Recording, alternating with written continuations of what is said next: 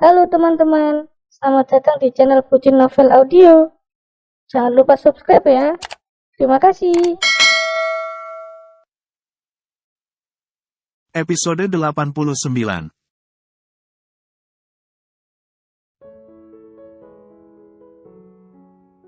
Ibu, seru Nisa dari belakang dan baru datang bersama Pak Erdi.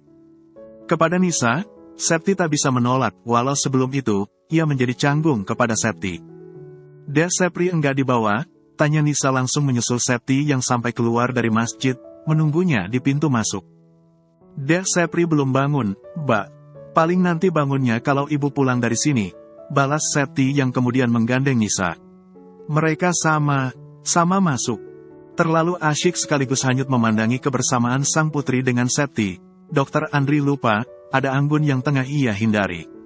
Hingga lagi, ia refleks loncat demi menghindari usaha Anggun yang sudah langsung mulai G3 kepadanya. Kamu abis makan orok? Apa gimana? Itu bibir kenapa mirip darah begitu? Nanti yang ada dikira ondel mau mangkal, tegur Pak Haji ketika mendapati Anggun yang sempat mandir di depan kontrakan Dokter Andri. Ia yang baru keluar dari kontrakan Septi, otomatis memergokinya. Beda dari biasanya, kini Anggun tak sampai marah, apalagi M3 ngamuk. Wanita itu hanya tersipu malu kemudian kembali fokus menatap pintu kontrakan Dokter Andri. Kayaknya memang ada yang enggak beres, pikir Pak Haji, jadi kemayu begini, atau jangan, kesempat embet pas garap sawah, ya, pikir Pak Haji yang langsung terkejut karena dari dalam kontrakan Dokter Andri, pintunya mendadak dibuka. Kenapa kalian Hadi aneh begini? Ini yang satu jadi mirip ondel mau M4 engkal. Yang satunya lagi mendadak heboh padahal biasanya seadem es teh manis, keluh Pak Haji. Dokter Andri menghela napas dalam kemudian menggeleng tak habis pikir. Ia minta maaf kepada Pak Haji sekaligus meminta keamanan di sana diperketat. Mbak Anggun ngejar saya terus, Pak Gede.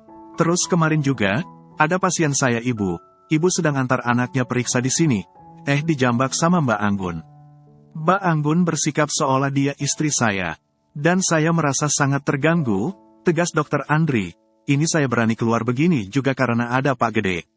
Kalau sendiri mana berani, takut saya diterk 4 meter, atau malah dip 300 sama Mbak Anggun. Pintu kontrakan Septi baru saja dibuka dari dalam. Dengan segera, Sepri yang merangkak begitu cepat kabur kemudian melipir berpegangan pada bangku di sana hingga bocah itu bisa sepenuhnya berdiri.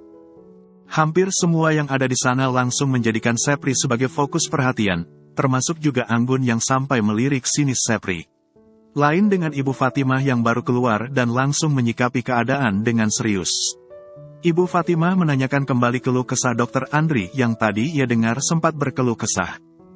Makin enggak jelas saja sih tingkah kamu, Anggun, tegur Ibu Fatimah sampai geleng menatap Anggun.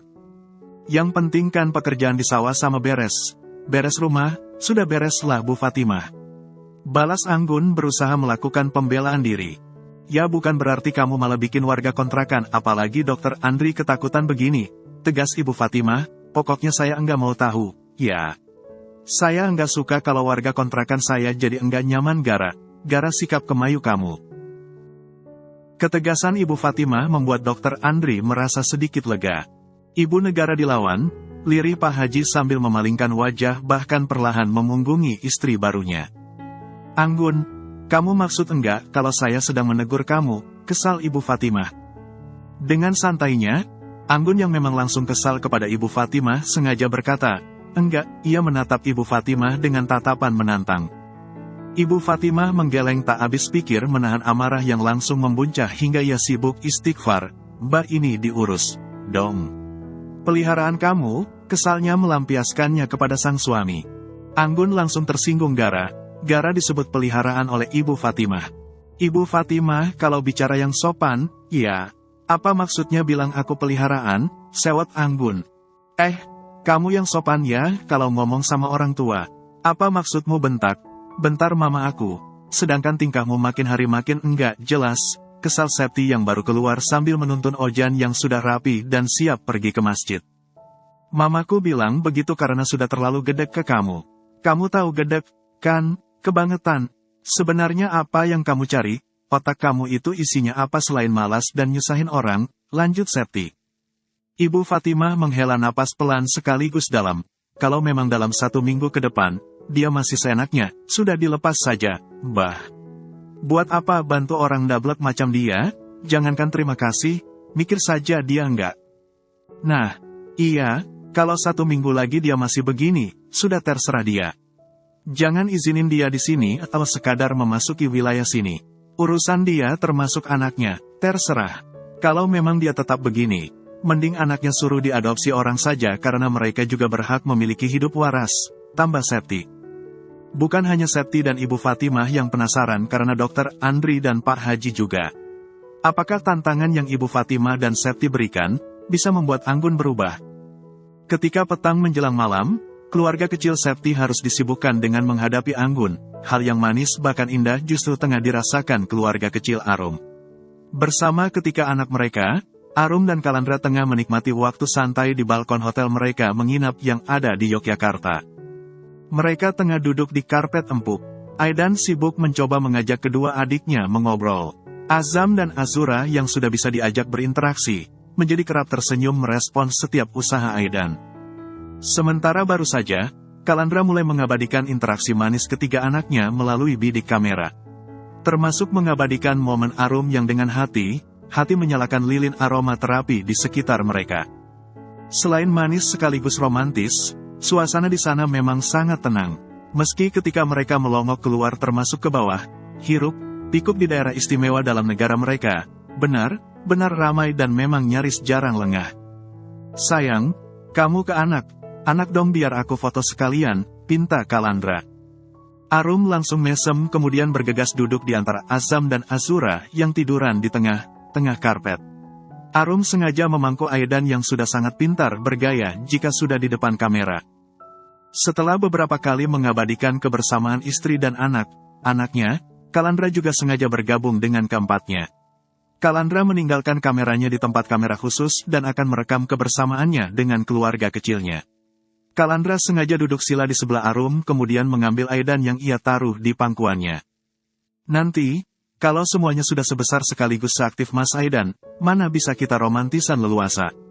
Wajib pintar curi kesempatan pokoknya, ucap Kalandra sambil memeluk pinggang Arum dari samping, sementara yang dipeluk langsung tersipu. Adanya mereka di Yogyakarta memang tak luput dari rombongan Tuan Mahesa dan Sekretaris Lim. Mereka tengah liburan bersama menikmati sisa liburan lebaran mereka. Meski tentu saja, mereka menginap di kamar berbeda, termasuk dengan Pasana dan Ibu Kalsum yang ada di kamar sebelah. Namun ketika untuk bepergian layaknya beberapa menit kemudian, mereka akan berbagi tugas mengasuh anak. Kadang Azura bersama sang papa, atau bersama Arum, atau kakek neneknya. Bumil aman? Tanya Kalandra kepada Widi yang duduk di hadapannya. Mereka tengah menikmati makan malam di salah satu restoran lesehan dan di dalamnya sampai dihiasi hiburan musik sekaligus lagu Jawa. Widi yang awalnya sedang menahan mual gara ikan goreng tepung yang dimakan, langsung terusik. Ia menatap Kalandra sambil menahan tawanya. Kurang ramai kalau enggak ada Pak Haji, ucap Widi sambil menahan tawa. Tapi ucapannya itu langsung dibenarkan oleh semuanya termasuk Ibu Kalsum yang biasanya paling aktif mengomel ke Pak Haji. Naik becak sama delman saja sampai harus ke Yogyakarta, kalian ini ya, norak. Di kecamatan sama pasar depan juga masih banyak. Cekak, ucap Pak Haji sengaja mengsatuna rombongan Kalandra yang tiba saja mengajaknya berkomunikasi lewat sambungan telepon video. Pak Haji duduk sila di bangku depan kontrakan Septi yang memang masih menjadi tempat tinggalnya. Berteman sepiring pisang goreng dan segelas besar teh manis buatan Ibu Fatimah, sarapan paginya benar sempurna. Ini lihat, setelah sarapan halal, tinggal sarapan yang bikin perut kenyang, ucap Pak Haji sengaja memamerkan sarapan yang dimaksud. Di seberang sana, Kalandra yang mengarahkan kamera ke rombongan yang baru turun dari delman dan becak, langsung tertawa. Berarti Septi beneran bakalan punya adik, ya, Mbah? Tanya Kalandra yang kemudian tertawa. Pak Haji langsung tersipu malu. Doakan saja, siapa tahu saya beneran jadi bisa punya penerus musafir cinta selain Ojan.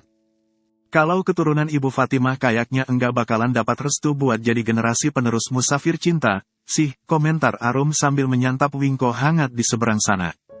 Jahilnya Kalandra yang langsung mengarahkan kamera ke sang istri yang berkomentar, Pria itu juga tak segan menempelkan pipi ke pipi Arum disusul Kalandra yang langsung mengecup gemas sebelah pipi Arum.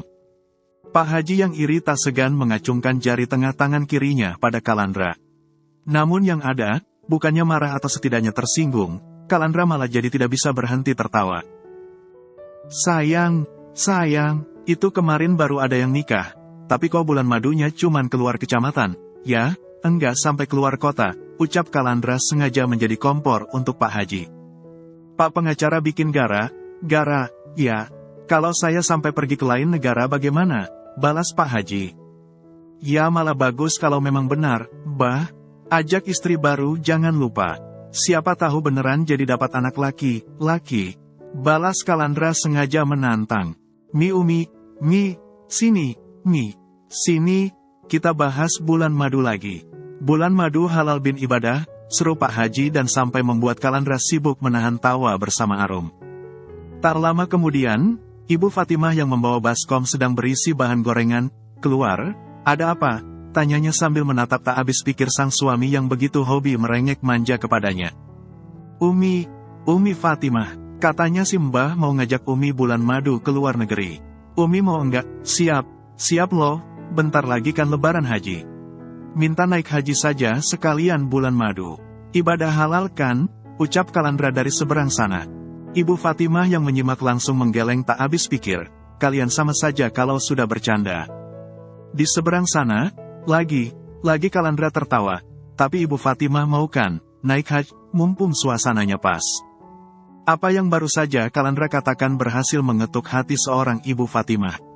Keinginan itu sungguh tumbuh, tapi mendadak ia kubur lantaran sadar tak mungkin bisa. Sadar sang istri jadi diam, tapi diamnya malah diselimuti banyak kesedihan. Pak Haji sengaja menegur, Umi mau, kalau iya, mau umrah dulu, apa langsung haji, kalau haji kan wajib daftar dulu, paling tahun depan. Makanya Umi makin dikencengin doanya, doakan Mbah biar tetap sehat biar kita sama sampai jana, ucapnya lembut, mencoba merayu sang istri. Namun karena dari seberang sana Kalandra malah terbahak, ia sengaja menjadikan ponselnya itu sebagai ganjal asteris 4, as interpret, as sama dengan ekspletif, lebih besar dari asteris, as lebih besar dari asteris. Sayang, ini kamera mengarah kemana? Suara Kalandra terdengar kebingungan. Enggak tahu, Mas, ini gelap gini, tapi itu mirip kain sarung Pak Haji, balas Arum dengan suara tak kalah bingung. Jangan lupa minta umrah apa naik haji, seru Kalandra bawel lagi. Duduk, sini duduk, hari ini juga, Mbak urus haji apa umrahnya. Kalau memang bisa, langsung haji saja, bujuk Pak Haji lagi.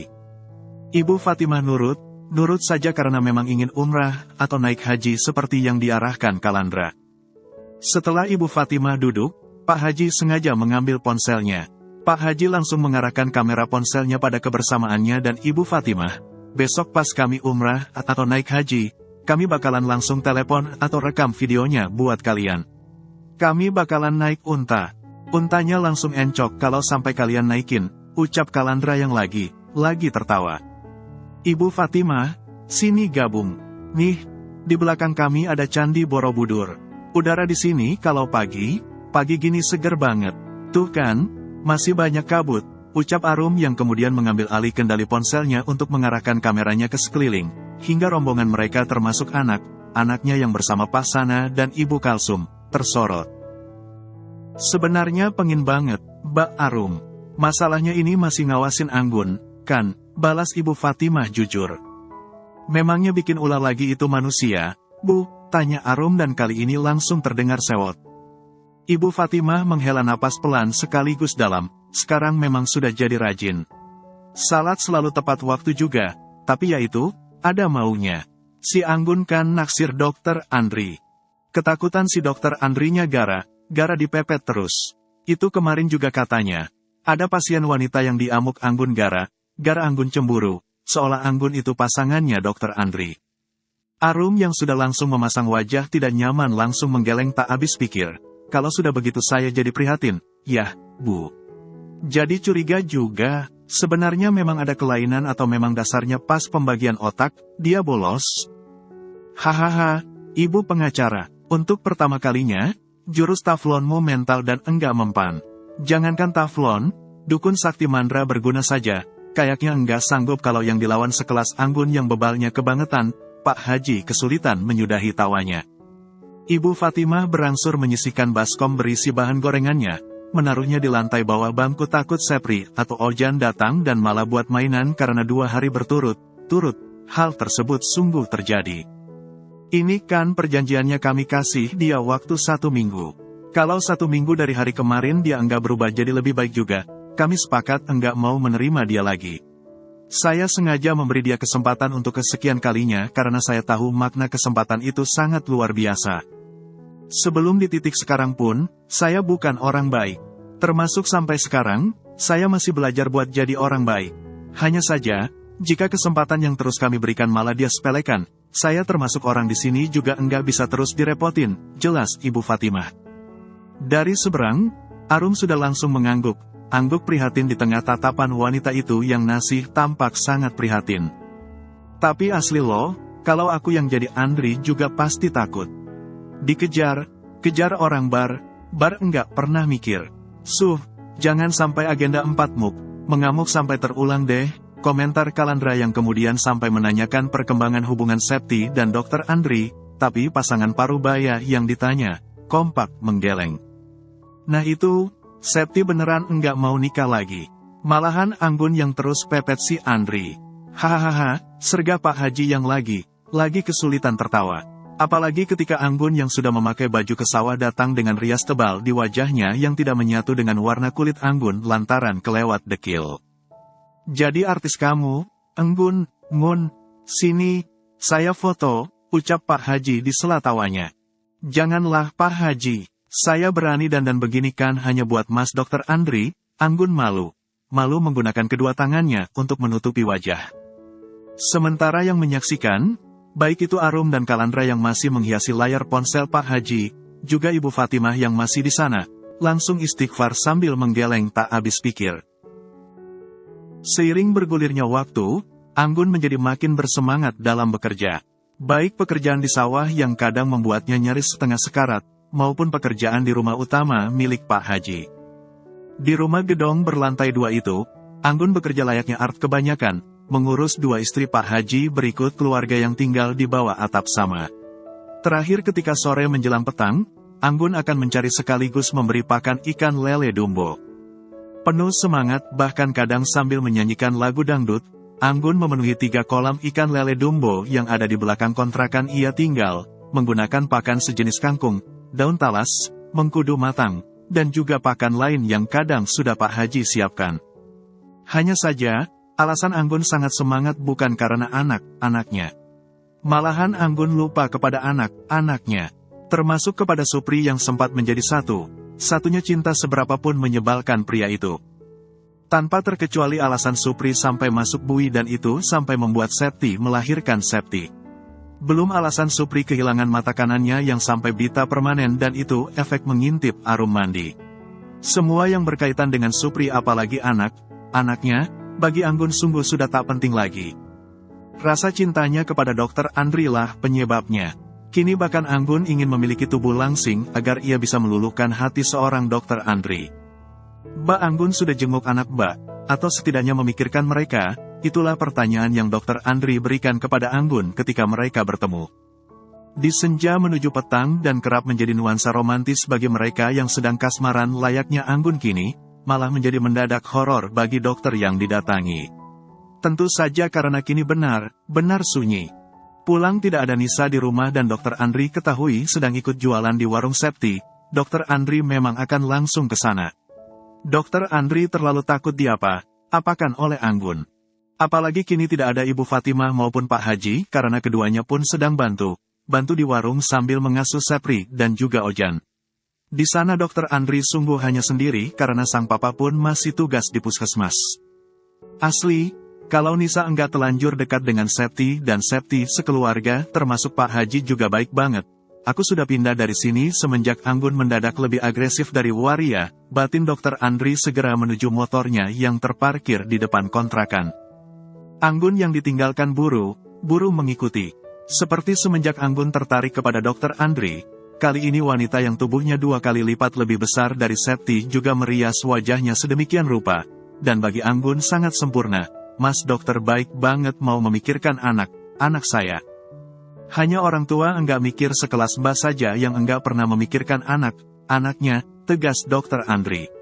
Ia marah, tapi yang dimarahi malah tersipu hingga ia makin yakin. Otaknya Anggun sudah hanya tinggal cangkang terapuh. Kalau terusan begini, yang ada aku khawatir ke diriku sendiri. Takut aku jadi enggak waras, batinnya langsung terkejut bahkan jatuh tertindih motornya lantaran Anggun mendadak duduk di boncengan tanpa izin atau setidaknya permisi. Dokter Andri juga langsung sibuk meringis, menahan sakit yang begitu kuat di kaki kirinya dan memang tertindih motor. Dokter Andri sampai tidak bisa berkata karena rasanya benar berat sekaligus menyakitkan. Terlebih ternyata, Anggun ikut jatuh dan sampai menindih motor bagian belakang. Bangun, Mbak, jangan didudukin itu motornya, Mbak ini, sendi kaki saya serasa lepas gara Mbak duduk di situ, kesal Dokter Andri yang sudah sampai menitikan air mata. Apa sebenar nasibnya Gara dicintai wanita seperti Anggun yang serba sulit arahannya. Dengan tampang tak tahu dosa, Anggun berangsur berdiri kemudian mengangkat motor Dokter Andri, menjauhkannya dari pria itu. Akan tetapi, Dokter Andri tetap tidak bisa menggerakkan kaki kirinya yang tadi sempat tertindih. Mas dokter, terus ini gimana, dong? Anggun benar bingung ditambah lagi, Dokter Andri masih saja menitikkan air mata. Mas dokter yang kuat, ya. Sabar, kita pasti bisa lalui ini. Tolong carikan tukang urut, Mbak. Takutnya kalau sendi atau tulang sampai geser, saya agak sulit penyembuhannya karena faktor usia. Dokter Andri terengah, menahan rasa sakit di kaki kirinya. Tukang urut, ya, Mas, gimana kalau saya saja yang urut, Mas, serga Anggun bersemangat. Tak rela rasanya Dokter Andri sampai diurut orang lain apalagi jika yang melakukannya wanita. Ya Allah, Mbak, ingin rasanya saya berkata kasar, kok ada orang enggak mikir banget kayak Mbak. Bisanya orang kayak Mbak dikasih hidup, kesal Dokter Andri dan perlahan meringkuk ke kiri lantaran tak kuat menahan sakit. Dokter Andri merogoh saku sisi celana panjang sebelah kanannya. Ia mengeluarkan ponsel dari sana kemudian menghubungi Pak Haji. Ia memohon pertolongan kepada pria selaku pemilik kontrakan. Sebab adanya Anggun yang tetap tidak bisa menjaga sikap, sudah membuat kaki kirinya cedera bahkan terluka parah. Ya Allah, harusnya yang duda jangan sakit dulu sebelum mereka bersatu dengan pasangan halal. Kasihan kan enggak ada yang urus, ucap Pak Haji menatap prihatin keadaan Dokter Andri yang tengah diurut. Pak Haji sudah membuat Dokter Andri memakai sarung setelah pria itu juga susah payah membantu Dokter Andri melepas celananya. Di ruang depan kontrakan Dokter Andri tinggal dan beralas tikar karakter, Dokter Andri terbaring. Sesekali pria itu menggeliat kesakitan karena sendi pangkal paha kirinya memang sampai agak geser. Ibu Fatimah yang baru datang sambil membawa nampan berisi 2 gelas teh manis hangat dan sepiring gorengan, langsung menatap prihatin Dokter Andri. Ya ampun, itu alamatnya enggak bisa jalan, ya, ujar Ibu Fatimah menyesalkan keadaan. Nah iya, Septi sama Nisa belum pulang, nih, tanya Pak Haji yang menerima nampannya dari sang istri. Belum, Bah, paling tanggung jadi belum tutup, balas Ibu Fatimah yang terpatahkan oleh jeritan Ojan yang menyebut Septi pulang. Bersambung dulu ya teman-teman.